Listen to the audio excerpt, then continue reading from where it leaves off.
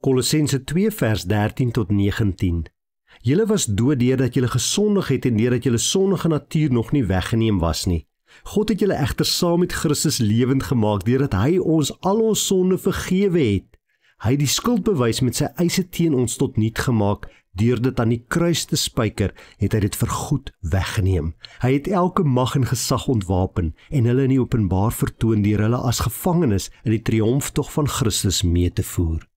Paulus gebruik hier in Kolossense 2 baie mooi beelde om vir ons te beskryf wie ons is in Christus Jesus. Hy sê voordat ons Christus geken het, was ons dood omdat ons gesondig het. Ons sondige natuur was nog nie van ons al weggeneem nie, maar in Christus het ons egter lewend geword en ons sondes is vergewe. En dan gebruik hy die 2 wonderlike mooi beelde om ons posisie, ons status in Christus te beskryf.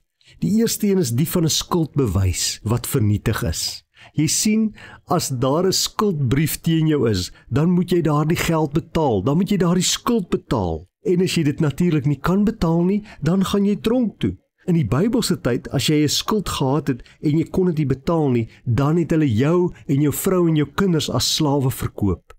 Maar, sê Paulus, Jesus Christus het die skuldbewys teen ons aan die kruis gespyker saam met hom. Toe hy gesterf het, is daardie skuldbewys van jou sonde opgeskeur, vernietig. Daarom is jy vry van sonde.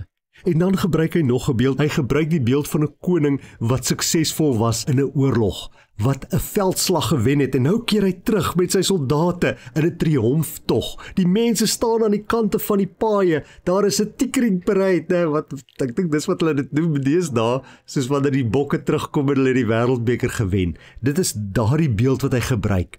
Ons is deel van Christus se triomftog, want Christus het getriomfeer, hy het die sonde verslaan, hy het elke mag en gesag ontwapen, en hy vertoon hulle in die openbaar as gevangenes in sy triomftog, en daarom is ons oorwinnaars, ons wat in Jesus Christus glo, ons wat kinders van God is.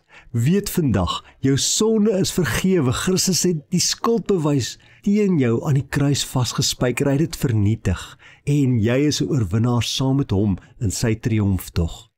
Here, ons loof U, ons prys U en ons maak U naam groot.